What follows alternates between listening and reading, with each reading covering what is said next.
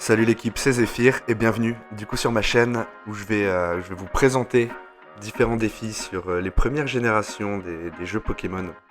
En l'occurrence, aujourd'hui on va se retrouver sur Pokémon Rouge, Pokémon Rouge ou Bleu, c'est à vous de voir, où je vais devoir essayer, ou du moins de finir l'aventure avec un seul Pokémon. Donc vous l'avez vu dans le titre, aujourd'hui le Pokémon en question, ça va être Fantominus. Pour les règles, ça va être assez simple. Je n'ai pas le droit d'utiliser d'objets en combat. J'ai uniquement le droit d'utiliser mon Fantominus, justement, qui n'évoluera pas. Et dernier point, j'ai le droit, par contre, d'utiliser des C-esclaves. En gros, pour pas être bloqué dans l'aventure. Donc j'ai le droit d'utiliser différents C-esclaves pour utiliser notamment surf, coupe, vol, etc. Mais sinon, l'aventure va se faire uniquement avec le Fantominus que je récupère en début d'aventure. Bon là, vous avez pu voir que j'ai pris Bulbizarre en premier Pokémon. Pour le coup, j'ai pas forcément réfléchi à quel starter j'allais prendre. J'ai pris Bulbizarre parce que c'était le premier qui me venait en tête pour apprendre la capacité coupe.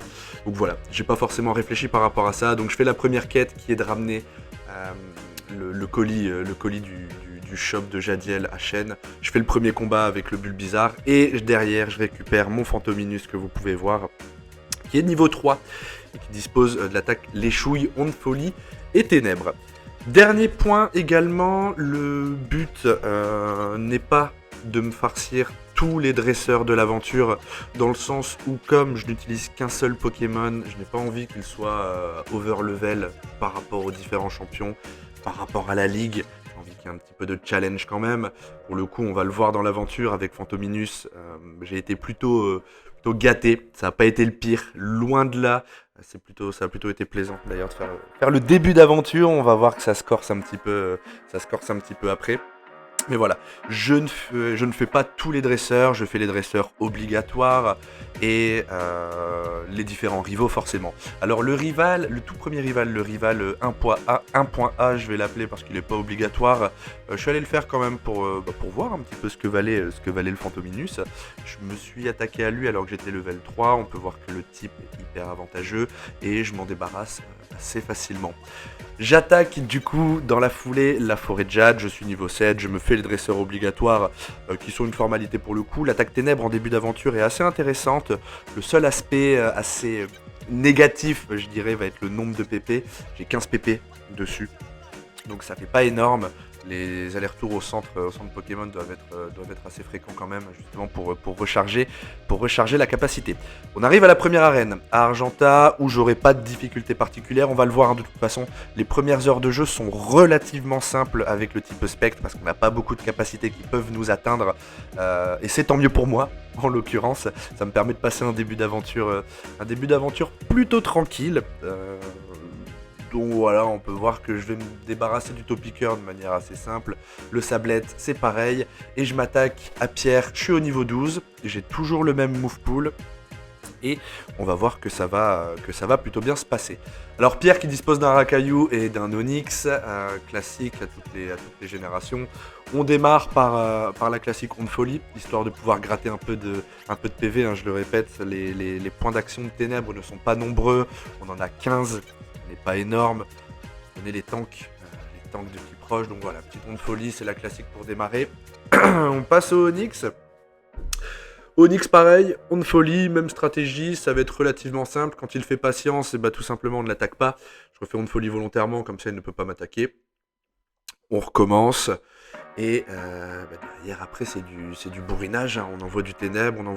Bon là pour le coup il se prend aucune onde folie. On voit qu'il est à 2 HKO une fois que le premier coup est passé. J'enchaîne, c'est terminé, niveau 14. Premier badge obtenu plutôt facilement. Et on enchaîne à Azuria, en passant par le mont Sélénite. Si le défi vous plaît, n'hésitez pas en l'occurrence à liker, à partager. Et dans la barre de commentaires, si vous avez des idées pour les prochains Pokémon que vous souhaitez voir justement dans mes défis, n'hésitez pas à le mentionner, justement histoire que je puisse souffrir un petit peu pour vous faire vos vidéos.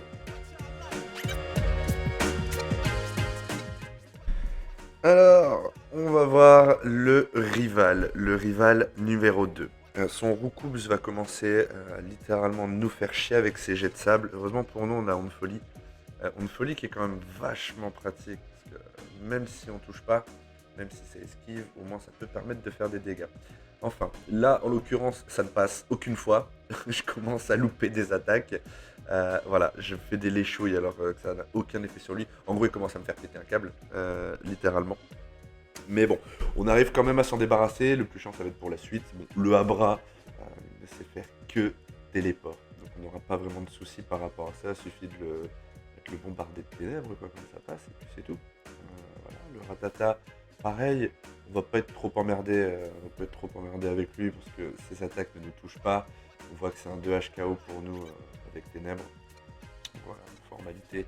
Et puis pour le Salamèche, on va quand même mettre une petite onde folie, histoire de. On voit que sa flamèche ne nous fait pas grand chose. C'est un 3 HKO avec ténèbres. Voilà. Aucune difficulté particulière pour l'instant. On passe niveau 21, on peut poursuivre l'aventure tranquillement. On va pouvoir traverser le pont, aller voir Léo, récupérer le pass pour l'Océane. Et on va aussi pouvoir aller affronter Ondine. Alors Ondine, je l'attends directement. Son Staros m'inquiète quand même un petit peu. Après, l'intelligence artificielle en première génération, elle est vraiment pas folle. Du coup, je me dis pourquoi pas. Je suis niveau 24 après avoir été voir Léo. Son Staris, c'est un 2 HKO. Défense plus, ça sert à que dalle contre l'attaque ténèbres. Et voilà, là on se retrouve face au Staros. Elle commence par un défense plus. Encore une fois, ça sert pas grand chose. On voit que c'est un 3 HKO. Son pistolet à eau ne nous fait rien du tout. Et on tank la bulle d'eau juste après. Voilà. Deuxième badge. Ondine, c'est passé. Pas trop de difficultés non plus pour l'instant. On va pouvoir enchaîner et aller voir le Major Bob directement. On arrive à Carmin-sur-Mer, petit passage par le centre Pokémon, obligatoirement après avoir failli mourir contre des dresseurs où j'ai dû me retrouver à utiliser des luttes pour m'en sortir. Catastrophe. On retourne sur l'Océane. Troisième affrontement contre le rival. Et là, encore une fois, bon, je suis niveau 27. J'ai appris l'attaque hypnose. L'attaque hypnose qui est quand même assez pratique, qui sera assez pratique pour le reste de l'aventure. Bon, on continue de spammer ténèbres. Jusqu'à maintenant, les combats ne sont pas, sont pas palpitants, sont pas forcément compliqués non plus. Il suffit de spammer ténèbres, c'est pas trop stratégique. De toute façon, la première génération n'est pas réputée pour être la génération la plus stratégique. Son Kadabra ne connaît encore que l'attaque téléport, du coup, il nous inquiète pas forcément. Et première fois où on affronte son reptincelle, on voit que c'est un 2 HKO, il me brûle, ça sert à rien. Voilà, le rival numéro 3, une formalité. On passe à la suite, on va voir le capitaine, on récupère la CS Coupe et on se casse de l'Océane simplement pour enchaîner contre le Major Bob. Alors, le Major Bob, pareil, je suis pas trop inquiet sur le départ. Ce Pokémon, alors il a un Voltorb, un Pikachu et un Raichu. À la limite, le tonnerre du Raichu m'inquiète un petit peu, mais niveau 28, ça devrait quand même bien se passer. Pour le Voltorb classique, on commence par Ténèbres. C'est un 2 HKO. On passe niveau 29. Son Pikachu, pareil, il m'inquiète pas outre mesure. Voilà, on voit que c'est un 2 HKO, il me fait un éclair, il me paralyse pas. Donc voilà, je peux en terminer avec lui. Et là, on a le Raichu qui va arriver. Je décide d'utiliser Onde Folie. On voit que sa folie lui fait des dégâts. Je l'endors, voilà, donc le Axe qui est avec moi. Je peux bourriner Ténèbres pour gagner le combat de manière facile. C'est déjà 3 badges. Dans l'aventure. Je suis niveau 30, niveau 29 ou niveau 30, voilà. Aucune difficulté. Et je reçois la CT Tonnerre. Alors la CT Tonnerre, on va le voir plus tard dans l'aventure, mais c'est une CT qui va être très pratique, puisque je vais l'apprendre à mon Photominus qui est capable d'apprendre l'attaque Tonnerre, et ça va être une grosse plus-value pour la suite de l'aventure. Je me tape la grotte noire pour arriver à l'avant-ville, où je passe une éternité parce que j'ai littéralement oublié comment on sortait de ce bourbier. Au final, ça passe après plusieurs allers-retours dans les différents centres Pokémon. C'était juste une galère en fait. Les grottes noires comme ça, j'ai personne pour faire flash et c'est une catastrophe. C'était super long. On enchaîne justement où je vais directement à Céladopol dans le repère de la Team Rocket, hein, dans le casino, où je vais aller défoncer Giovanni. Donc, ces Pokémon sont une dizaine de niveaux en dessous de moi. Et vous voyez dans mon move pool que j'ai changé un petit peu de tactique. Donc j'ai Hypnose, Ténèbres, Dévorève et Tonnerre. Tonnerre justement. Alors pourquoi j'ai mis le combo Hypnose Dévorève? Parce que j'ai anticipé en fait les prochains combats contre les types Psy et l'attaque Ténèbres. Elle est bien en début d'aventure, mais par la suite, c'est pas ce qui tape le plus, du moins j'ai l'impression. Du coup, je me suis fait un petit combo Hypnose Dévorève pour récupérer ma vie, parce qu'on le rappelle, hein, j'ai pas le droit d'utiliser d'objets en combat. Donc c'est un moyen aussi pour moi de pouvoir me heal pendant les combats. Et ça reste une attaque psy, on rappelle le type psy est littéralement surpuissant en première génération. Voilà, ça me permet d'avancer tranquillement. Erika, c'est littéralement une formalité. J'ai fait une petite erreur à cet endroit-là. J'aurais dû aller chercher la capacité psycho qui est à Safrania, mais j'ai voulu aller trop vite. Du coup, je compose avec Hypnose et Dévorève. Je le rappelle, Dévorève qui est une attaque de type psy. Donc sur le type plante, ça les défonce littéralement. Ampiflore, sac de nœuds, aucun souci. Rafflesia, l'hypnose passe du premier coup. Je peux lui balancer directement un Dévorève qui va le one-shot. Donc on a notre 4e badge avec plus ou moins de facilité. C'est à partir de maintenant que les choses vont commencer à se corser. Juste après, là je vais retourner à l'avant-ville pour aller affronter le rival numéro 4, qui sera le dernier rival relativement facile à affronter. Que ces Pokémon ne sont pas encore à leur stade final d'évolution. Donc le Roucoups, maintenant avec Tonnerre, ça devient une évidence. Neuf, qui va m'embêter un petit peu plus. Par la suite, parce que je vais faire une terrible erreur dans la suite de mon aventure. Enfin, pour l'instant, le Ténèbre fait le taf. Le Léviator type au vol ne résiste pas à Tonnerre. Le Kadabra, avec sa défense spéciale, enfin sa défense tout court éclatée, ne résiste pas à Tonnerre. Et le Reptincelle ne résiste pas à Tonnerre. Voilà, ce sera le dernier rival assez simple. Et on se rend du coup dans la foulée à Safrania, où cette fois-ci je vais récupérer la capacité psycho. Où effectivement je récupère la capacité psycho, et là je vais faire une terrible erreur. Je vais la prendre à mon Fantominus, et je vais la prendre à la place de Ténèbres. Ce qui fait que je vais me retrouver avec 2 attaques psy, une attaque tonnerre et hypnose. Et j'enchaîne avec le rival numéro 5. Rival numéro 5 qui est un Alakazam, je le rappelle. Donc le Roucarnage pose pas de soucis, hein. Le tonnerre l'éclate comme d'habitude. Et là pour le 9, ça va commencer à devenir la foire. Psycho, qui est pas très efficace. Tonnerre, qui est pas très efficace non plus. Du coup ça devient chiant, je décide d'utiliser Tonnerre quand même. C'est un 3 HKO, je m'en sors bien. Le Léviator, lui, ne posera jamais de problème dans l'aventure. Et là on arrive au Alakazam. Je lui fais un Tonnerre, ok, rafale psy, ça passe. Je tank, je renvoie un Tonnerre, je le tue pas, et c'est la fin pour moi. Première défaite, première mort, je le retente. Je garde la même stratégie, de toute façon je me dis que là j'y suis allé en mode bourrin, et si je l'endormais avant, ça devrait passer, je pense. Le Roucarnage reste toujours une formalité. Le 9, on sait, hein, de toute façon j'ai que...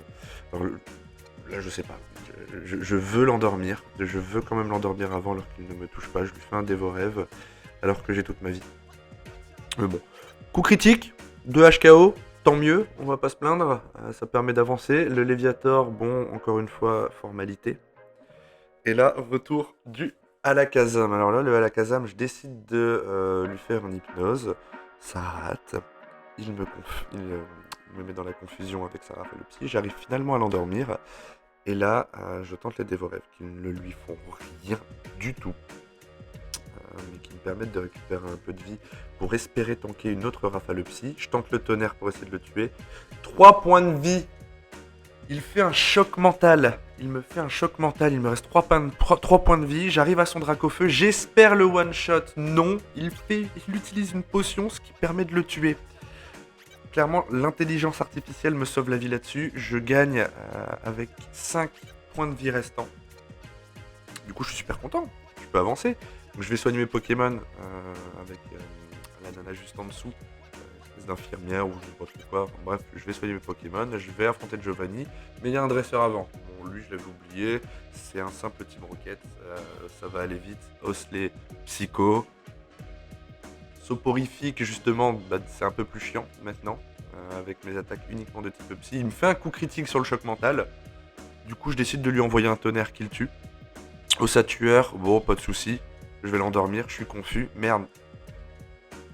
Et là, c'est la mort. Et j'avais pas sauvegardé. Après la bataille contre le rival. Du coup, je dois le rebattre. Je dois le rebattre et j'espère que ça va bien se passer parce que j'ai eu littéralement énormément de chance la première fois. Donc on verra comment ça va se passer cette fois-ci. Les 2 premiers, encore une fois, formalité. Les 3 premiers, formalités. Le Léviator, encore une fois, c'est un one-shot. C'est le Alakazam, vraiment, qui nous pose souci. Donc j'espère que cette fois-ci, ça va bien se passer. Je tente de l'endormir, ça passe pas. Il recommence avec sa rafale psy. La deuxième hypnose fonctionne.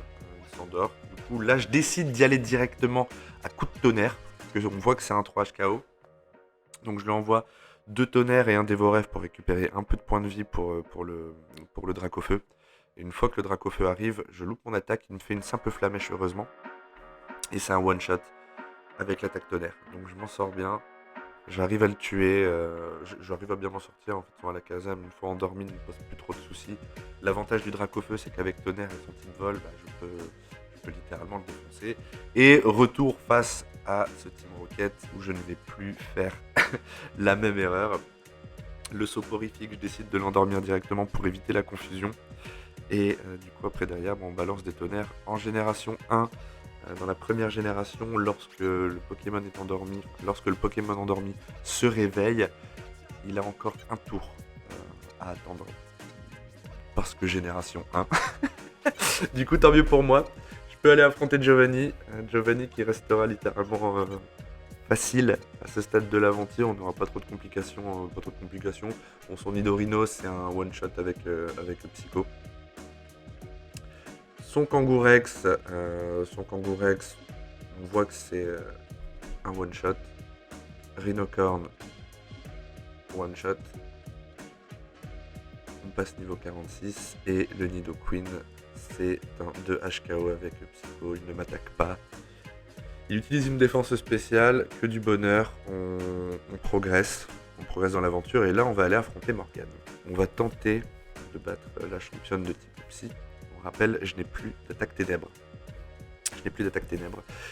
Ça va être très compliqué. Bon, le premier affrontement, je le tente pour voir un petit peu ce qui m'attend. On voit que son Kadabra est niveau 38, je tente un tonnerre, c'est pas un one shot, loin de là. Par contre, lui me fait très mal avec son rafale psy. C'est un 2 HKO pour le Kadabra. Derrière le Monsieur Mime, je loupe mon hypnose une fois, 2 fois, il me tue. Deuxième affrontement. On sait justement quels sont les 2 premiers Pokémon. Le Kadabra, on voit que c'est un 2 HKO. Donc je vais tenter de l'endormir, ça ne passe pas. Mais il a Psycho, qui me one-shot. Troisième affrontement. Du coup, en gardant la même stratégie, faut faire confiance à l'attaque hypnose, qui peut pourquoi pas me sortir de là. J'arrive à endormir une première fois son Kadabra. Je lui balance un tonnerre. Il dort toujours, je peux lui balancer un deuxième tonnerre, c'est terminé. Monsieur Mime, maintenant. On reste sur la même base, mon mur lumière. J'arrive pas à l'endormir. Derrière lui, il continue les murs lumière. On voit qu'il nous fait quand même pas mal de dégâts avec choc mental. J'arrive finalement à l'endormir, je lui claque un dévoref qui lui fait rien du tout. Mais alors rien du tout. Je le rendors pour partir justement sur continuer de spammer dévoref et essayer de récupérer un peu de vie pour anticiper la suite de ces Pokémon. On rappelle que je n'ai pas le droit d'utiliser d'objets en combat. Donc l'attaque dévoref est pour moi un moyen de me soigner. Là, l'aéromite, je fais une attaque tonnerre qui lui fait mal mais pas assez. Il m'envoie une rafale psy et il me met dans la confusion avec et ça va être une catastrophe que je me tape. Moi-même, je rate et je meurs encore une fois. Il dit qu'il lui en restait 2, donc je retente encore une fois pour 4e, 5e fois Morgane. Je tombe sur le Kadabra, je loupe mon hypnose, il m'envoie une rafale psy, coup critique. Il me reste 20 points de vie. Donc je tente de me heal avec le Dévorève, il se réveille du premier coup. Je loupe, psycho, c'est la fin. J'arrête, j'abandonne avec Morgane, je décide d'aller voir Koga pour continuer d'avancer dans l'aventure. Koga, je me dis que j'aurai pas trop de difficultés avec son type poison. Mon Smogo, c'est un one-shot avec le psycho. Gros tas de morve, on voit que c'est un one-shot avec psycho, qui est quand même l'une des attaques, c'est l'attaque la plus puissante du jeu. Son deuxième Smogo, formalité psycho. Et le Smogogo, on va le voir, c'est psycho one-shot, coup critique, voilà, Koga, c'est fait. J'aurais dû aller l'affronter bien avant, ça m'a permis de prendre quelques niveaux. Mais voilà, on enchaîne un petit peu dans l'aventure. On rappelle, hein, j'essaie d'affronter le moins de dresseurs possible, hein, pour pas être trop haut level, justement pour qu'il y ait quand même un petit peu d'enjeu, un petit peu de challenge. Je fais comme ça avec Phantominus, mais ce sera peut-être pas le cas avec tous les Pokémon que je vais utiliser. Parce que la difficulté risque d'être croissante justement avec les autres. Je vais voir Auguste, j'enchaîne avec Auguste, je me dis que le type feu ne devrait pas me poser trop de problèmes. Donc on commence directement, l'Ankeninos est un one-shot, hein, avec des Vorev, ça me permettra aussi de gagner des niveaux pour retourner affronter Morgane. Le Ponyta c'est un one-shot. Voilà, pas de difficulté particulière. Le Galopa, on voit que c'est un 2 HKO. La super potion, voilà, bon, on le termine pas, il loupe sa danse flamme et on le termine. Justement avec le Psycho. Il reste plus que le Arcanin. Et le Arcanin, qui est un 3 HKO, qui me fait quand même pas mal de dégâts avec déflagration. Et qui me met un coup critique dans la gueule. Du coup, on recommence et je veux y aller comme un bourrin, c'est pas forcément la bonne solution. Donc pour le Caninos, on refait la même technique, hein. Comme ça je peux récupérer un petit peu de PV, lui il est endormi, le tour où il se réveille, il ne peut pas attaquer, et du coup j'enchaîne avec l'attaque tonnerre. Ponyta, j'utilise l'attaque psycho, puis tonnerre, c'est deux coups pour en finir. Le Galopa, pareil, on fait une première psycho, il envoie Danse Flamme, c'est pas forcément ce qui m'inquiète le plus, on en termine rapidement avec lui. Et il reste le Arcanin, là je ne vais pas faire la même erreur, je vais l'endormir dans un premier temps. Il balance un Dévorève qui va le défoncer. Et derrière j'envoie une psycho, puis un tonnerre, voilà. Il aura fait le tour de mon move pool, et c'est une victoire contre Auguste. Je retourne voir Morgane avec l'XP que j'ai prise, justement contre les autres champions d'arène. Là, normalement, il ne devrait plus y avoir de difficulté. Je suis niveau 50. Le premier Kadabra, on lui envoie une hypnose qui passe du premier coup. C'est un 2 HKO avec l'attaque tonnerre. On peut enchaîner. On passe au Monsieur Mime. On va garder la même stratégie, je loupe mon hypnose, la deuxième qui fonctionne. Et derrière, je peux spammer simplement les tonnerres, hein, pour le tuer. On voit que c'est un 3 HKO. Voilà, Monsieur Mime, c'est terminé. Pour l'aéromite, justement, la première fois on avait fait un tonnerre, là on va faire psycho, on voit que c'est un one shot, c'est très efficace. J'aurais dû faire ça depuis le début, mais bon, j'y ai pas forcément pensé. Pour le Alakazam, là, le Alakazam, il faut que le axe fonctionne. J'arrive à l'endormir une première fois avec le Psycho et je lui balance des tonnerres. La défense d'Alakazam est toujours aussi éclatée. C'est un 3 HKO, il se réveille pas. C'est une victoire. Morgane est vaincu. On peut enchaîner sur le dernier champion d'arène, Giovanni. On l'a vu tout au long de l'aventure, il ne m'a jamais inquiété. Je l'ai toujours littéralement éclaté. Et on va rien changer. Psycho. Pour le trio piqueur, Psycho, qui fait son tunnel. Bon, il me touche, il me fait hyper mal. Je le tue quand même avec le Psycho. Il me reste 10 points de vie. Là, je me dis, qu'est-ce que je fais? Bah écoute, une hypnose et un petit Dévorève, histoire de me heal quand même. On sait pas ce que le combat réserve. En théorie, pas trop de surprises. Mais bon, on ne sait jamais. Le Nidoking, Psycho, ça passe, ça one-shot. Et le Rhinophéros, on reste sur la même stratégie. Un premier Psycho, un deuxième, et le combat est terminé. Je dispose de tous les badges. Une fois que tous les badges, maintenant plutôt que tous les badges sont récupérés, je vais affronter le dernier rival avec son équipe finale. On va déjà pouvoir avoir un premier jet, justement, de ce qui nous attend après la ligue. Pour le roux carnage, tonnerre, toujours aucun problème. Le Rhinocorn, on l'a vu contre Giovanni, c'est un one-shot avec Psycho, donc aucun souci. Neuf qui n'est pas encore en noix de coco. Et c'est là justement que ça va commencer à être pénible sur celui-là. Il ne me touchera pas forcément, mais mes attaques ne lui font rien du tout. Et comme on peut le voir, j'ai pas beaucoup de PP. J'en ai rajouté justement sur Psycho. J'ai pas beaucoup de PP et c'est ça qui va être problématique justement au niveau de la ligue. Parce que je vais devoir gérer un petit peu mon move pool et mon set d'attaque. Pour le Léviator, aucun problème. Le Alakazam, on l'a vu contre Morgane. La stratégie, c'est d'utiliser Hypnose et de le bourriner justement de tonnerre. On voit que c'est un 2 HKO. Ça passe. Ça passe. Il lui en reste un, qui est son Dracofeu et qui est de type vol. De toute façon, c'est un 2 HKO. Il utilise une potion et le rival est vaincu. Et on arrive enfin à la ligue Pokémon, justement, pour voir ce que ça. Alors Olga, la première qui est de type glace slash type eau.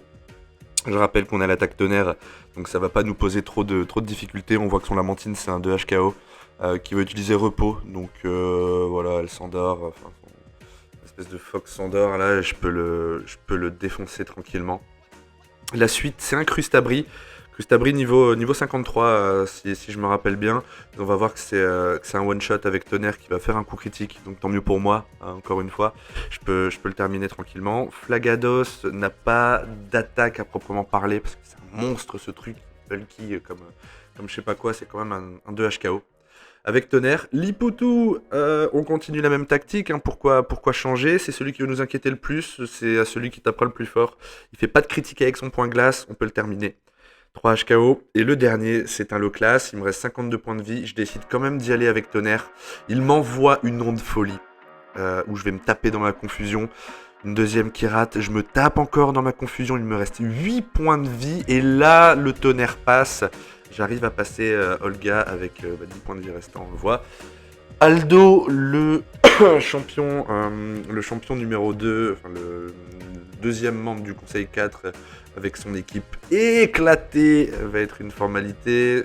Psycho à outrance, son Tignon ne sert à rien, son Kikli ne sert à rien, son premier Onyx, on l'a vu, n'a servi à rien. Le deuxième Onyx ne sert toujours à rien.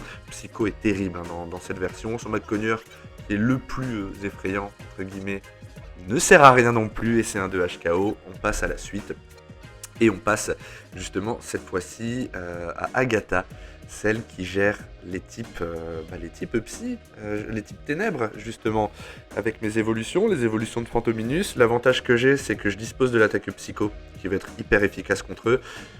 L'intelligence artificielle toujours qui nous arrange bien. Je lui mets mid-level, enfin moitié de vie, un peu moins de la moitié de vie de son ectoplasma, elle le rappelle pour envoyer Nosferalto. Elle le remet, ça me permet de le tuer, justement comme j'ai la priorité. Son Nosferalto revient paralysé, j'ai l'avantage de vitesse, je peux le tuer tranquillement avec un tonnerre. La suite c'est un Spectrum, on a vu que j'avais quasiment tué l'ectoplasma avec mon Psycho, justement c'est un Spectrum qui est la forme juste en dessous, c'est un one shot. Arbok avec l'attaque Psycho posera pas beaucoup plus de difficultés, il utilise une super potion, c'était dans tous les cas un 2 HKO, je le termine avec tonnerre. Et le dernier ectoplasma, niveau 60, je suis plus rapide, il rate son toxique et je peux le terminer 2 HKO. Agatha est passée, c'était vraiment pas la plus compliquée. Et là, on va commencer à voir justement que va falloir que je fasse attention avec les PP de mes capacités simplement. Parce qu'on on peut pas en acheter. Je rappelle, oui, dans les premières versions, on peut pas acheter d'élixir, on peut pas acheter tout ça. Du coup, il faut gérer. Pour Peter, le Léviator, tonnerre, c'est comme pour le rival, ça passe tranquillement. On enchaîne avec le Draco. Draco, on va utiliser Psycho, c'est un 2 HKO. Il utilise hâte, ça me permet de le tuer sans prendre de dégâts. Oui, dans la génération 1, il n'a qu'un seul Dracolos. Je rappelle, c'est 2 Dracos et un seul Dracolos. Les Dracos sont des 2 HKO avec le Psycho, donc on va pas s'en priver. Le Ptera et son Ultra Laser, qui aurait dû être terrifiant, ne me touche pas parce que je suis du type Spec, justement, et que Ultra Laser est une attaque de type normal. Et le Dracolos, alors là, on va pas prendre de risque, on va l'endormir. On va l'endormir et je garde mes PP, j'essaie de garder un maximum de PP pour Tonnerre et pour Psycho. Psycho, il m'en reste 5 après ce coup-là. Il utilise une hyper potion. Je me dis que je peux utiliser Dévorève quand même pour le combat d'après. Donc je vide quasiment mes Psychos. Il m'en reste 3. Là, je le termine avec Dévorève et on va pouvoir aller affronter le rival. Justement, on va pouvoir aller affronter le rival avec les PP que j'ai justement en place. Là, je remets une huile pour Tonnerre parce que c'est l'attaque qui me sera la plus utile dans le combat et on voit que j'en ai plus. Donc je vais devoir me débrouiller avec ça. On voit aussi que j'ai 7 super bonbons en stock. C'est le nombre de super bonbons, enfin c'est les super bonbons que j'ai pu récupérer dans l'aventure que je n'ai pas utilisé justement pour me conserver du challenge. Je les aurais utilisés si la ligue effectivement était trop compliquée pour mon level et pour le Pokémon que j'avais. Là on voit en l'occurrence que ça se passe bien. Premier essai pour le rival Roucarnage, aucun problème. Le Alakazam, justement, le Alakazam qui va poser un peu plus de soucis parce qu'il a Psycho. Il a Psycho et une one-shot. Deuxième tentative sur le rival. Bon, le Roucarnage ne posera toujours pas de problème. On voit que c'est un 2 HKO avec Tonnerre. En fait, il me faut de la chance. Il faut que j'arrive à l'endormir le premier ou alors il ne faut pas qu'il utilise le Psycho. C'est l'intelligence artificielle, c'est de la chance. On va voir comment ça va se passer sur cette deuxième tentative. Je retente l'hypnose qui rate. Il fait rafale psy. Je suis encore vivant, je peux l'endormir. J'arrive à l'endormir. Je lui envoie un Dévorève derrière qui ne lui fait rien du tout. Il ne lui fait rien du tout. Donc je décide d'envoyer un Tonnerre pour lui faire un peu plus de dégâts. C'est vraiment pas terrible non plus. Je prends l'avantage. Il se réveille. Il est plus rapide que moi. Il me termine avec un Psycho. Troisième tentative, on va garder la même stratégie, on se dit que ça passe bien, il faut que je tape plus fort, il faut que je tape en priorité. Le Roucarnage, on voit que ce n'est toujours pas un problème, j'arrive à me débarrasser de lui de manière hyper simple. Le Alakazam, le premier hypnose qui passe pour la première fois. Et là j'envoie des tonnerres. Du coup je n'ai pas perdu de vie avec le Roucarnage juste avant. J'envoie des tonnerres. On voit que je peux essayer de le tuer en 3 voire 4. Ce sera en 4 et là il se réveille pas. Il se réveille pas du combat. Je passe sa plus grosse menace qui est son Alakazam. Je le passe. Pour son Rhinophéros, je prends pas de risque. Je l'endors. On se dit que la plus grosse menace est passée. Maintenant il faut assurer la fin du combat. Donc je décide de l'endormir. Je lui envoie un Dévorève pour garder des PP. Ça passe. Et là, il envoie son noix de coco. Alors, noix de coco, ça a été l'enfer pendant toute l'aventure. Je n'ai aucune attaque susceptible de lui faire mal. Donc, je dois y aller à coups de Dévorève, Tonnerre, Psycho, qui ne sont pas efficaces sur lui. Et lui, c'est un monstre. Il est hyper tanké. Et comme je le rappelle, je n'ai pas d'élixir, je n'ai pas d'huile, puisqu'on ne peut pas acheter dans cette version. Donc, le stress à ce moment-là, ça va être de garder des PP pour moi tuer derrière le Léviator et le Dracofeu. Du coup, on voit qu'il n'a aucune attaque qui sont susceptibles de m'affecter. Donc le souci n'est vraiment pas là. Le souci vraiment va être dans l'économie de PV, de PP. Donc je l'endors. Et puis je vais bourriner. Simplement, je vais bourriner. C'est la seule chose qui me reste à faire. Là, je me dis que c'est bientôt terminé. Allez, il me reste 2 psychos, une. Et là, il utilise une guérison. C'est une catastrophe. J'espère vraiment avoir un coup critique ou disposer d'un peu de chance pour pouvoir en finir avec lui, parce que sinon ça